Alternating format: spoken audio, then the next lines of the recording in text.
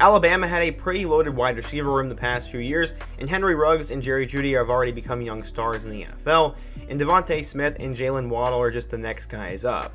Today in particular, we're going to focus on Jaylen Waddle, who some say has the highest ceiling of any wide receiver in the 2021 NFL Draft.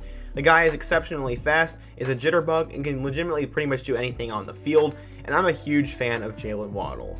Today we're going to talk about his story, his time at Alabama, and what makes him such an intriguing NFL prospect, and if he could be the best wide receiver in the 2021 NFL Draft. But before we get into that, be sure to subscribe if you love college football, give the video a like if you want to support what I'm doing here on YouTube, suggest what player, topic, coach, or video I could do next, and be sure to turn on post notifications so you never miss when I upload.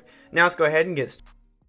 Today I'm joined by my good friend Jackson from JEM Live, and he's going to talk about Jaylen Waddle's NFL future. But let's first throw it back and talk about how he became a big-time name to begin with. Jaylen Waddle was born and raised in the fertile football grounds of Houston, Texas, and he was a natural athlete from a young age.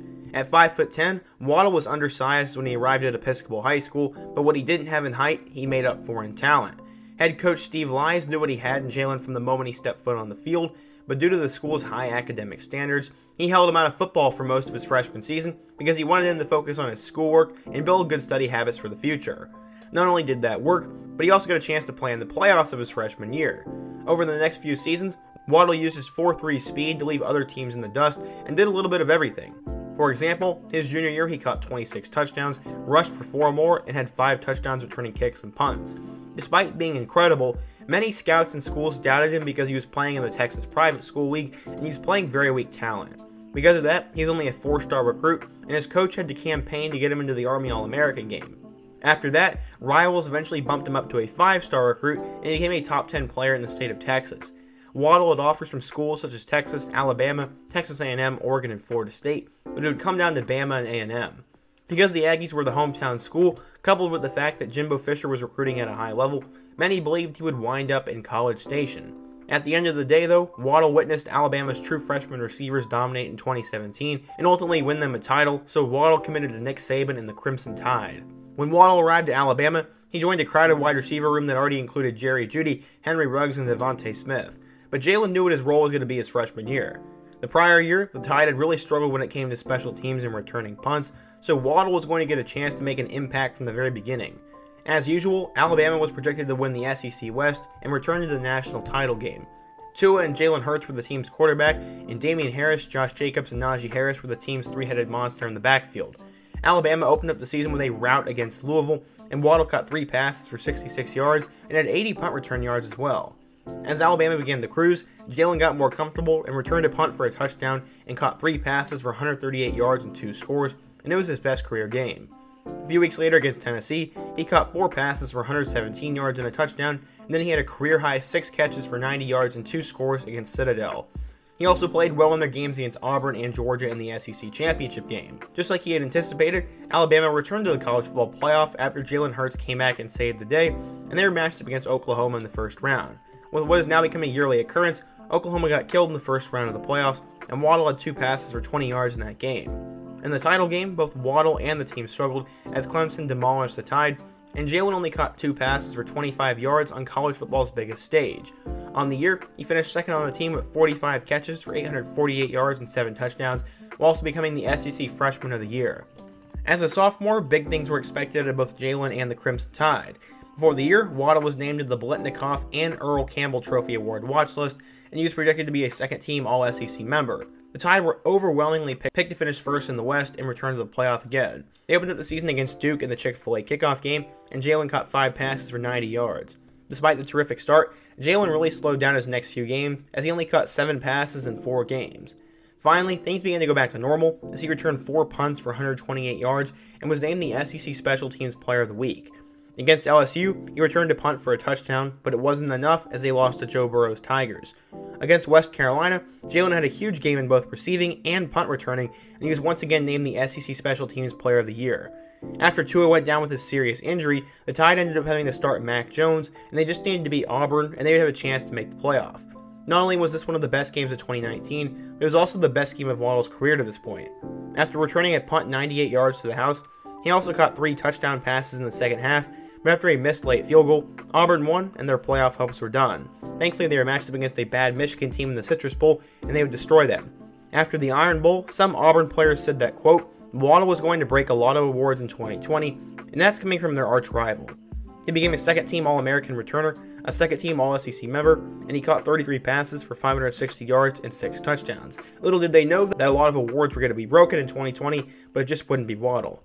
Going into 2020, we had all the weird stuff go on, so the SEC shortened their schedule to 10 games, and Alabama would open up the season against Missouri.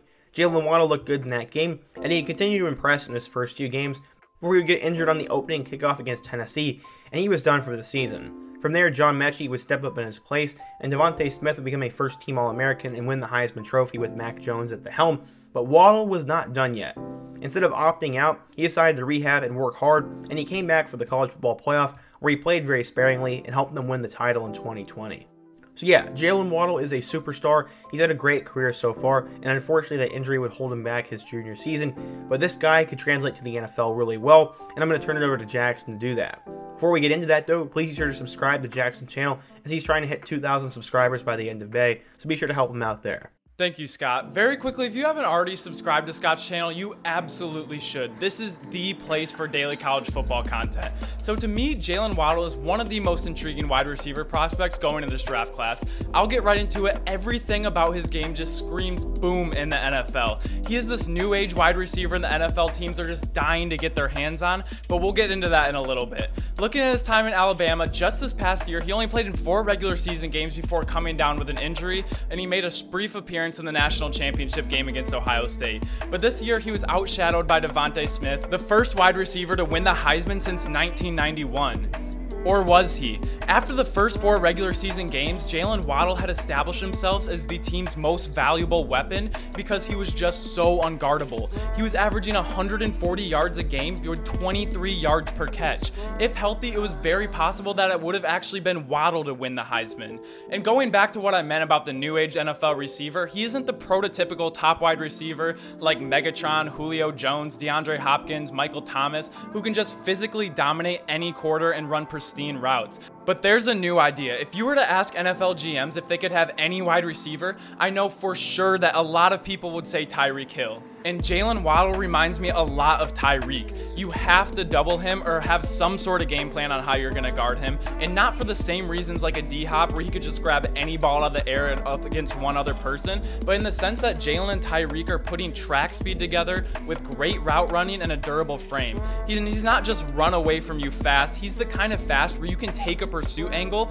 and still get beat around the edge. That is a different kind of speed, and he absolutely has it. There's been fast receivers in the NFL before, but they're usually slender in fame and have a very limited route tree. It can be kind of predictable. Jaylen Waddle has track speed, and my eye test tells me that he would have ran a faster 40 time, even faster than Henry Ruggs did. He's already pretty built and has a frame that can hold another 10 to 15 pounds of muscle in my opinion. He pairs this with great footwork and route running and shiftiness in the open field. We saw this on full display when he would regularly return punts at Alabama and make the college's best athletes look foolish. Is he the best NFL receiver in the draft? To me, it's situational what the team needs. The limitations to Jaylen Waddle is the same that Tyreek has. He isn't a true X receiver and will play and do most of his damage from the slot. But if in the right system, he will be the most valuable receiver, or maybe just a tick behind Jamar Chase. But teams will use him in motions like the Chiefs do because you have to respect it. He will punish man coverage with long, shallow crosses, pick zones apart with slower linebackers in coverage, and take the top off the defense if they don't put a safety over the top. But this is why he would do great, in my opinion, on a team like the Giants, where they have a true big-bodied outside receiver now in Kenny Golladay and a dominant running back. When the Raiders picked Henry Ruggs, I saw more John Ross, but when I look at Waddle, I see Tyreek. I don't think he's quite as fast as Tyreek, but his route running going in as a rookie is on par with Tyreek's, and I think he can only get there. We'll have a lot of sleepless nights trying to figure out how to slow this kid down. And I do think the Giants are the best landing spot for him. I would love to see him there. Thank you so much for having me on the channel, Scott. Back to you. So yeah, that's Jackson's take on why Jaylen Waddle will be really good in the NFL and why he is a boom kind of prospect. Let me know what your thoughts are though. Who would you take, Jaylen Waddle, Jamar Chase, or DeVonta Smith? And let me know who the most underrated wide receiver in the 2021 draft class is. Before you go, be sure to hit that like button, subscribe if you are new, and check out all my other videos on the end screen, including my video about how DeVonta Smith won the Heisman. Hope to see you guys again soon, but until next time, peace.